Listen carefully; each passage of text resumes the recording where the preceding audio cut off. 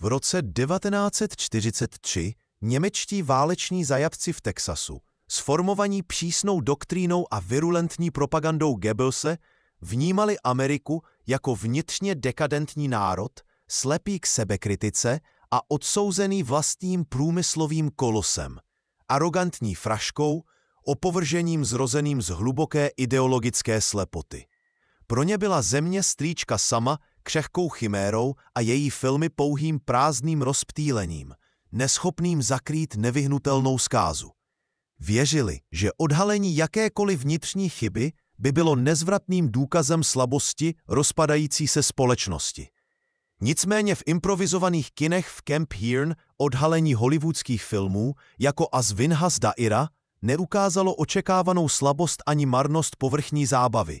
Naopak, odhalilo to šokující a brutálně upřímné sebezveřejnění sociálních a vládních problémů, viscerální pitvu vlastních ran národa. Pro mysli formované cenzurou a neotřesitelnou vírou v ideologickou nadřazenost Třetí říše byla tato svoboda projevu nepochopitelným paradoxem, přímou a čelní výzvou jejich vnímání. To přímo zpochybňovalo doktrínu neomylnosti říše a odhalovalo rozměr odolnosti, který rigidita Blitzkriegu, již zapomenutá v závislosti na koních a naftě, nikdy nemohla pochopit. Tato schopnost identifikovat a napravovat nedostatky, bez obav odhalovat korupci a bídu, znamenala systémovou přizpůsobivost. Byla to logistika neustálého zlepšování, kterou dusivá rigidita Třetí říše s jejím ideálem motorizované bleskové války, již kompromitované, jednoduše neměla. Byla to neúprosná matematika odolnosti, nikoliv křehkosti. Zatímco se původní ideál Blitzkriegu, rychlosti a logistické nadřazenosti vytrácel v archaické závislosti na koních a naftě, která nyní pronásledovala Wehrmacht na každé frontě, Amerika se zdokonalovala. Posilovala se rozpoznáním svých nedokonalostí. Zkreslená perspektiva, živená virulentní Goebbelsovou propagandou, bránila německým důstojníkům rozpoznat v logistice hojnosti a v americké schopnosti sebekritiky skutečný skrytý strategický rozměr.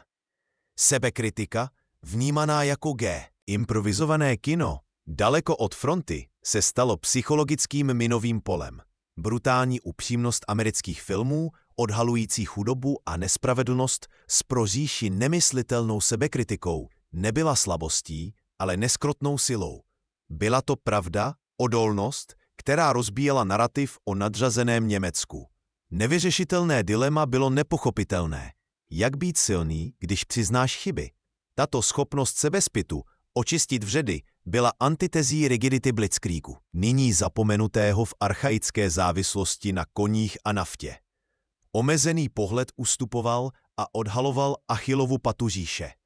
Příslib Blitzkriegu, motorizované bleskové války, která rozdrtila Polsko a Francii, představoval špičku mobility.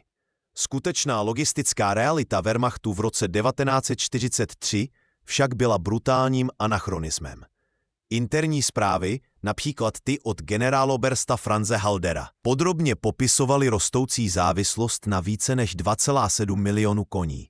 Byla to středověká tažná síla, která odporovala obrazu moderního válečného stroje. Zatímco Wehrmacht, průkopník v teorii manévrové války, byla nyní vězněm infrastruktury, kterou americký průmyslový kolos již před desítkami let překonal, se svou silniční sítí a hojností dopravních prostředků. Ironie byla hmatatelná. Nepřítel, který se viděl jako budoucnost, byl uvězněn v minulosti.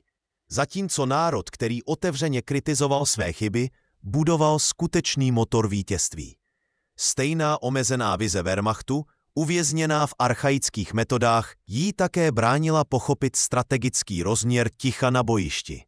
Fug 5, pilíř německé taktické komunikace, byl technicky omezeným kusem inženýrství, odhalujícím fatální selhání, které šokovalo spojenecké pozorovatele svou neefektivitou. Taktická paralýza, rozpor s doktrínou Blitzkriegu zrozenou z rychlosti, byla sebenaloženou Achillovou patou způsobenou nedostatkem koordinace. Goebbelsova propaganda vyzdvihovala Panzer Ale německá komunikace byla brutálně nedostatečná. Fug 5 AM měl dosah pouhých 3 až 4 km v pohybu, byl náchylný k rušení a hluku motoru. Nacistická doktrína, která sformovala Wehrmacht ve víře vrozenou technologickou převahu, brutálně se střetávala s matematikou výroby. Stejný národ, který koncipoval Blitzkrieg, válku v pohybu závislou na motorech a palivu, nedokázal zajistit základní zdroje k jejímu udržení.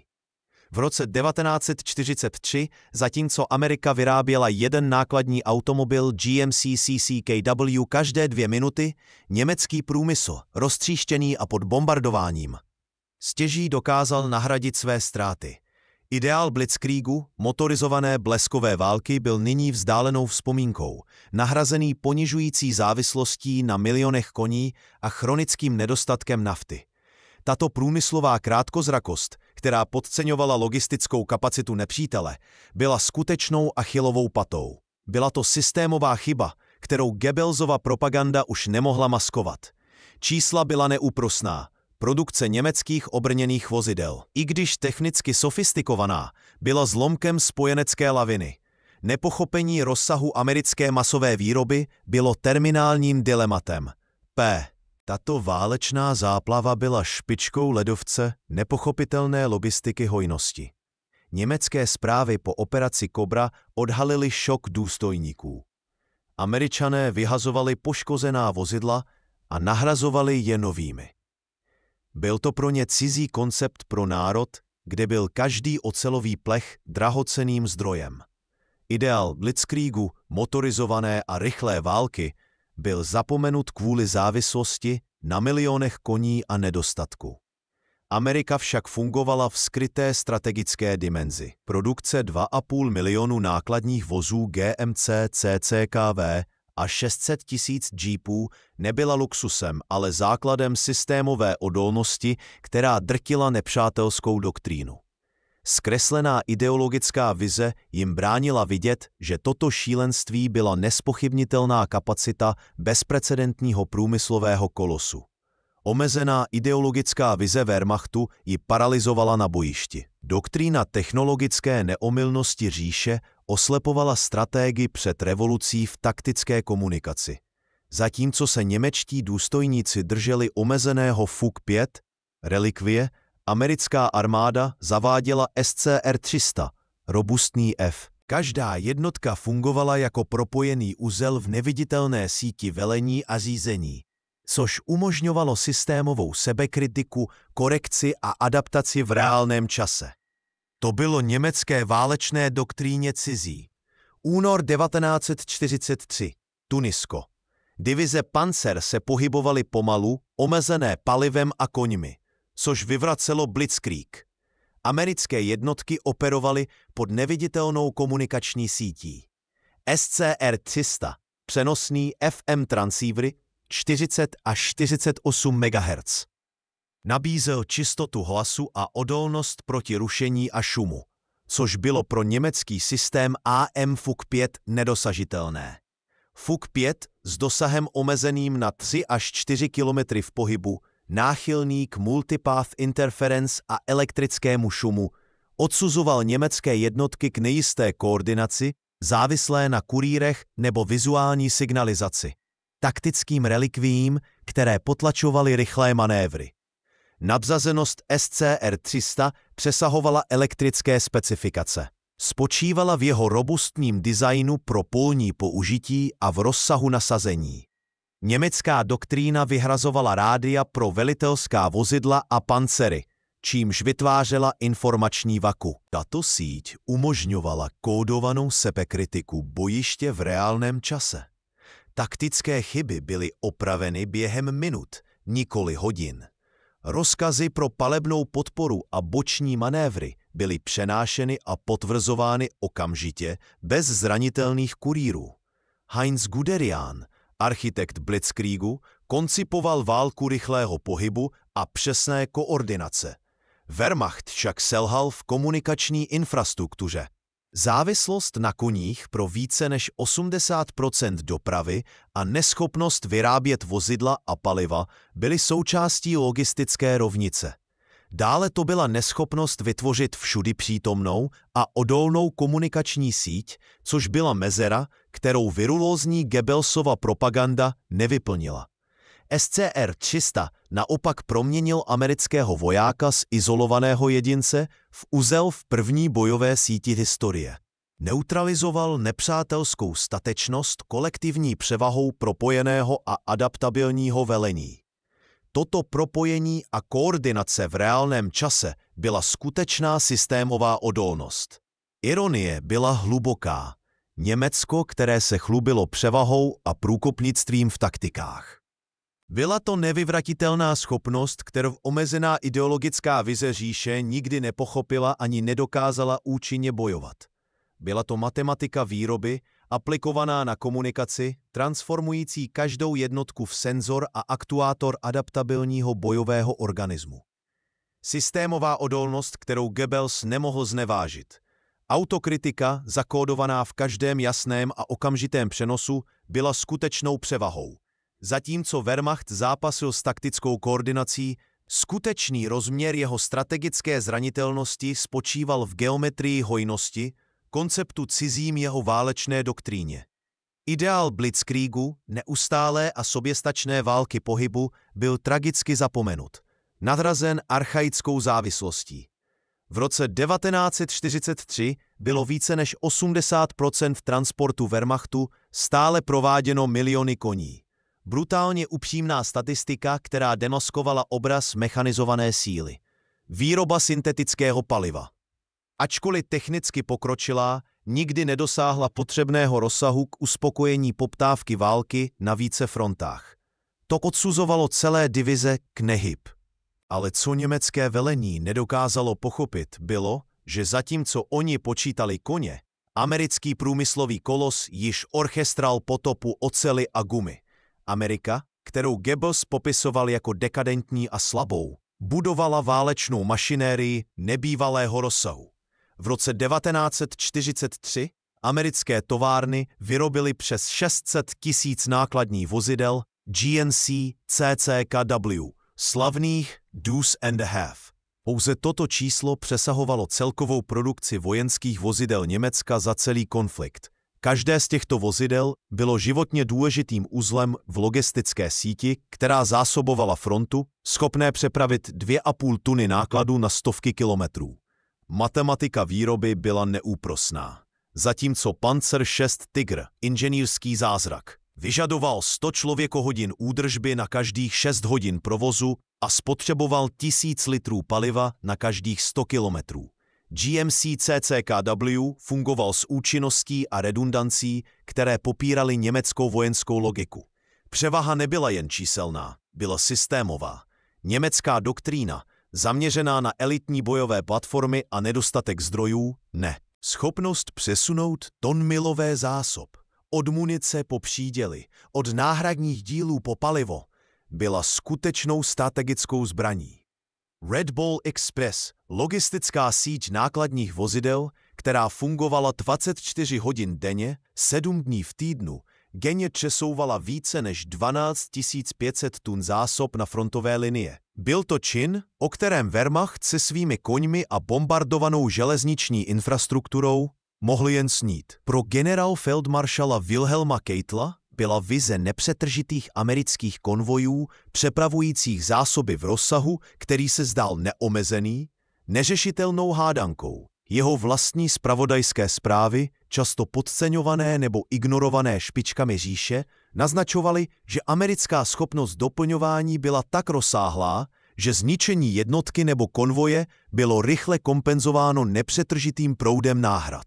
Okřivené ideologické vidění jim bránilo vidět, že tato slabost nemít superzbraně v každém vozidle byla ve skutečnosti vnitřní odolnost systému, který si cenil odolnosti a redundance nad individe. Matematika hojnosti nebyla jen o tom mít víc, bylo to o tom mít dostatek, aby se nikdy nezastavilo. Absorbovalo ztráty a udržoval se neustálý tlak, skrytý strategický rozměr, který se stal Achillovou patou Třetí říše. Únor 1943, průsmyk Kasserine, Tunisko. Počáteční ofenzíva Afrika Korps, pod velením generálfeldmaršala Erwina Rommela propukla s očekávanou zuřivostí. Zatlačila americké síly do taktického ústupu, který se na první pohled zdál potvrzovat německou doktrínu taktické převahy a slabosti protivníka. Nicméně zdánlivé počáteční vítězství skrývalo brutálně upřímnou pravdu. Byl to skrytý strategický rozměr, který se projevil jako ohlušující ticho pro Wehrmacht, neschopnost pochopit americkou rádiovou síť. Zatímco panzery postupovaly, německá koordinace, závislá na poslíčcích a omezeném dosahu Fuk-5, se začala rozpadat. Ideál blitzkriegu, neustálé soběstačné války pohybu, byl tragicky zapomenut, nahrazený archaickou závislostí na zvířecí síle a chronicky nedostatečnou logist. Nebyly viditelné známky centralizovaného velení ani pohyb kurýrů, který by naznačoval restrukturalizaci. Bylo to, jako by americké jednotky byly spojeny neviditelným vláknem, taktickým nervovým systémem, který umožňoval systémovou sebekritiku a korekci trasy v reálném čase. SCR-300 se svou frekvenční modulací FM a křišťálovou čistotou proměnil každou četu v node in history's first battlefield network. Bezprecedentní sítě velení a řízení. Zatímco německá rádia Fuk-5 bojovala proti multipath interferencí a elektrickému šumu, což omezovalo komunikaci na pouhé 3-4 kilometry, americká síť fungovala v rozsahu a s odolností, která činila německou koordinaci taktickou relikví. Ironie byla hluboká. Wehrmacht, která se chlubila svou blitzkrieg, byla systematicky anulována protivníkem, který operoval s koordinací. Po níž samotná německá doktrína toužila, ale nikdy ji v takovém rozsahu nedosáhla. Německé zpravodajské zprávy, později analyzované, odhalily zmatek důstojníků ohledně americky. Omezené ideologické myšlení jim bránilo vidět, že tato slabost, nemít superzbraně v každém vozidle, byla ve skutečnosti vnitřní odolností systému, který si cenil odolnosti a redundance nad individuální excelencí jedné platformy. Matematika americké výroby, která zaplavila bojiště více než 50 000 jednotkami SCR-300, zajistila, že rádiová síť byla všudy přítomná. Každý Sherman, každý Jeep Willys, každá pěší četa byl aktivním komunikačním bodem, transformujícím bojiště v adaptabilní organismus. Mezitím se Wehrmacht potýkal s nedostatkem paliva, s údržbou svých těžkých panzrů a se závislostí na milionech koní pro logistickou přepravu. Byla to nepochopitelná logistická chyba pro národ, který se považoval za vrchol inženýrství. Kill ratio v Kaseríně, ačkoliv zpočátku příznivý pro Němce, se rychle obrátil. Jakmile se prosadila americká schopnost koordinovat a soustředit síly, a to i pod tlakem. Zoufalství Wehrmachtu nepramenilo z nedostatku statečnosti, ale ze systematického rušení jo. Po týdnech neustálého opotřebování v živých plotech se německé velení, vyčerpané, ale stále indoktrinované vírou v taktickou převahu a odolnost Wehrmachtu, připravovalo na to, co považovalo za další brutální obrannou bitvu. Operace Cobra, spojenecká ofenzíva s cílem prolomit kapsu Saint-Lô, byla očekávána jako konvenční útok. Co se však rozvinulo, nebyla bitva, nýbrž tsunami spotřeby. Byla to anihilace logistickým přetížením, které odporovalo veškerému německému vojenskému chápání a odhalilo ideál blitzkriegu, již narušený. Pro generálfeldmaršala Günthera von Klugeho, velitele skupiny armád B, byly počáteční zprávy matoucí. Dělostřelecká palba a letecká podpora nebyly jen intenzivní. Byly udržovány objemem zásob, který, zdálo se, vzdoroval fyzice. Během jediného dne americké letectvo shodilo více než 4 000 tun bomb, otevírající krátery nejen v zemi, ale i v německé morálce a velitelské struktuře. Skutečný šok však nebyla počáteční destrukce, nýbrž americká schopnost na ní navázat. Red Bull Express, logistická síť nákladních vozidel fungující 24 hodin denně, 7 dní v týdnu, denně přesouvala více než 12 500 tun zásob na frontové linie. To zahrnovalo nejen munici a palivo, ale i náhradní díly, které umožnily opravit poškozené tanky Sherman a vrátit je do boje během několika hodin, nikoli dnů či týdnů, jak bylo normou pro panzery. Matematika produkce byla neúprosná. Za každý ztracený Tiger 1 Německo nemělo okamžitou náhradu. Za každý poškozený Sherman existoval nepřetržitý proud dílů a nových vozidel. Major Hans von Luck, pozorující americkou ofenzívu, zaznamenal ve svém deníku úžas. Nezastavovali se. I když naše protiútoky způsobily značné ztráty, objevovaly se nové jednotky a zásoby, jako by vyrůstaly ze země. Omezená německá ideologická vize jim bránila pochopit, že americká odolnost nespočívala v nezranitelnosti jejich platform, nýbrž v redundanci a schopnosti doplňování jejich průmyslového kolosu. SCR-300, neviditelná rádiová síť, umožňovala americkým systémová sebekritika umožňovala Američanům přizpůsobovat své zásobovací trasy a podpůrné body v reálném čase, obcházet překážky a udržovat plynulost. Operace Cobra nebyla vítězstvím tanků proti tankům, ale logistiky proti její absenci.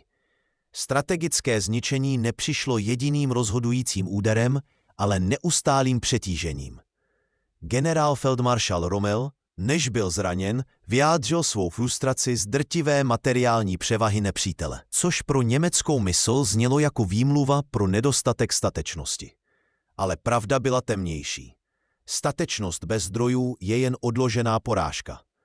Wehrmacht, přestože bojoval zuřivě, byl systematicky zneškodňován americkým systémem. Kill ratio obrněných vozidel, které v Kaseríně bylo zpočátku příznivé pro Němce, se drasticky obrátil, přičemž spojenecké síly ztrácely jedno vozidlo na každých 7 až 10 německých zničených nebo opuštěných kvůli nedostatku paliva či dílů. V okamžiku vzácné upřímnosti generál feldmaršal Keitel na schůzce s Hitlerem údajně připustil, závislost na koních a selhání ve výrobě paliv a vozidel byly Achillovy paty, které omezená ideologická vize nedovolila rozpoznat. Americká vlna spotřeby nebyla jen otázkou čísel, byla materiálním důkazem skryté strategické dimenze. Vnitřní odolnosti, která proměňovala bojiště v mlýnek na maso pro Wehrmacht, kde logistika porazila platformu a továrna porazila bojiště. V roce 1944 v zajateckých táborech v Texasu Goebbelsova propaganda sformovala německé mysli tak, aby Ameriku viděli jako dekadentní a slepý národ. Nicméně pohled na sudy s Coca-Colou, které byly vyhazovány do příkopů ne proto, že by byly zkažené, ale proto, že byly přebytečné z produkce, která převyšovala poptávku, odhalil nikoli očekávanou slabost, nýbrž šokující matematiku hojnosti. Pro mysli formované nedostatkem a vírou v nucenou efektivitu byl tento brutálně upřímný akt vyhazování nepochopitelným paradoxem. Byla to přímá výzva jejich vnímání reality a ideálu blitzkriegu, který se rozplýval v závislosti na koních. Wehrmacht, který zoufale bojoval o každý litr paliva a kilogram přídělů, s hladovými a vyčerpanými muži a koňmi, si nedokázal představit systém, kde by vyhazování tak cenného produktu bylo volbou. Německo, průkopník pohybové války, zapomnělo, že rychlost a pronikání závisí neodmyslitelně na nepřetržité logistice. A nyní čelilo důsledkům této omezené ideologické vize. Psychologie německé nouze byla nepřekonatelnou propastí. Propaganda indoktrinovala vojáky, aby věřili, že nedostatek je známkou šlechetné oběti, existenciálního boje proti materialistickému nepříteli. Ale pohled na vyhazovanou Coca-Colu, miliony galonů koncentrovaného sirupu, nebyl známkou slabosti. Byla to niterná manifestace vnitřní odolnosti průmyslového kolosu operujícího v měřítku, které popíralo jejich realitu. Likvidace pro Američany byla řízením zásob a logistiky, důkazem nadměrné výrobní kapacity. Pro zajatce to bylo svapokrádež, matematika hojnosti, proti které neměli jak bojovat, zatímco Richter a jeho spole Výroba syntetického paliva, ač pokročilá, nikdy nedosáhla potřebného rozsahu k pokrytí poptávky války na více frontách, což odsuzovalo celé divize k nehybnosti.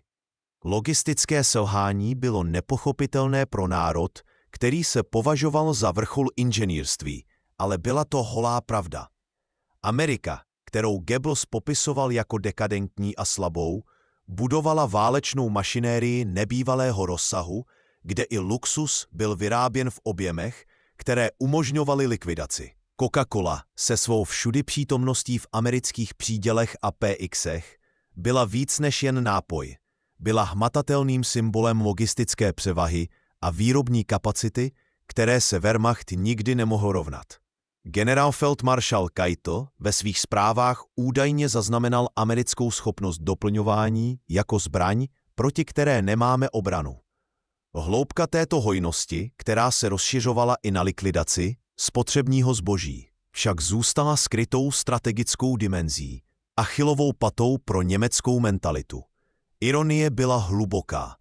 Německo, které se chlubilo svou Amerika, vnímaná jako konglomerát rozvolněných jedinců, prokazovala systémovou odolnost, která se projevovala schopností krmit, vybavovat a dokonce je hýčkat slazeným nápojem v takovém měřítku, které umožňovalo plýtvání. Tato sebekritika vlastní produkce, kde se nadbytek vyhazoval, byla materiálním důkazem nezvratné kapacity, kterou by omezená ideologická vize Reichu nikdy nepochopila ani účinně nebojovala. Matematika produkce nebyla jen o tom mít více. Šlo o to mít dostatek na to, aby se nikdy nezastavila, absorbovala ztráty a udržovala neustálý tlak, nadřazenost, která se táhla od munice k liminádám. Hořká chuť vyhozené Coca-Coly byla prvním znamením, že válka je nenapravitelně prohraná, nikoli kvůli nedostatku statečnosti, ale kvůli nepochopení skrytého strategického rozměru. Toto odhalení, pociťované v zajetí, již rezonovalo v denících a důvěrných zprávách Wehrmachtu, průmyslový epitaf v číslech a taktické beznaději. V roce 1943 generálfeldmaršal Erich von Manstein Lamentov. Ideologická vize, živená propagandou, bránila vedení Reichu pochopit zdroj této vnitřní odolnosti. Americkou hojnost viděli jako luxus a úpadek, nikoli jako systémovou odolnost. Generál Heinz Guderian, vizionář manévrové války, s frustrací zaznamenával paralýzu svých divizí Panzer, nikoli kvůli nedostatku tanků nebo statečnosti, ale kvůli chronické absenci paliva a náhradních dílů. Jeho deníky z roku 1944 litují archaické závislosti na koních, více než 80% dopravy Wehrmachtu a selhání v udržení logistiky mechanizované války. Americká produkce, která zaplavovala bojiště, zatímco Německo sotva vyrábělo desetinu, byla nepochopitelným paradoxem pro německou mentalitu, zvyklou na nedostatek. Pro generálfeldmaršala Wilhelma Keitela, šéfa OKW, byla situace ještě pochmurnější. Jeho zprávy, ignorované Hitlerem, kvantifikovaly průmyslovou disproporci s přísnou přesností. Americká schopnost vyrobit ton miles zásob, od munice po palivo, vytvářela tsunami spotřeby, které rušilo jakou? Rádiová síť SCR 300, umožňující systémovou sebekritiku a koordinaci v reálném čase, proměnila každou americkou jednotku v Node in History's First Battlefield Network, neutralizující individuální statečnost kolektivní převahou propojeného a adaptabilního velení. Ironie byla brutální. Německo, průkopník manévrové války, bylo uvězněno v taktické a logistické relikvii, zatímco Amerika, vnímaná jako průmyslový kolos, prokazovala strategický rozměr, kde hojnost byla samotnou zbraní. Deníky těchto generálů nebyly jen záznamy bitev, ale postupné odevzdání se nepopiratelné pravdě.